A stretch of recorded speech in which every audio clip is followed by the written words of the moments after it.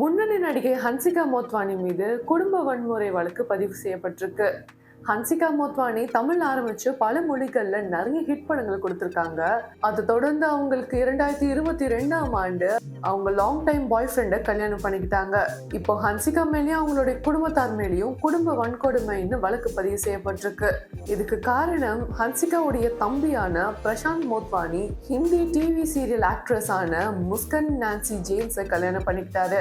இவங்களுக்கு 2020ஆம் ஆண்டு கல்யாணம் ஆயிருக்கு. ஆனா 2022ஆம் ஆண்டு பிரிஞ்சு தனித்தனியா வாழ ஆரம்பிச்சிருக்காங்க.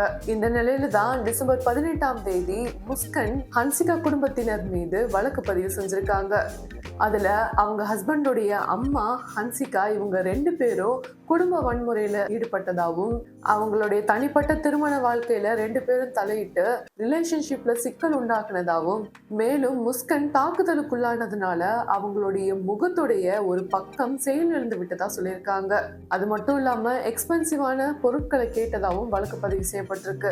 இது தொடர்பா பிரசாந்த் மோட்வானி கிட்ட செய்தியாளர்கள் கேட்கும்போது, நான் இப்போ சட்டத்தை நாடி இருக்கேன், இது தொடர்பா எந்த கருத்தும் நான் முன்வைக்க விருப்பம் இல்லை அப்படின்னு சொல்லியிருக்காரு.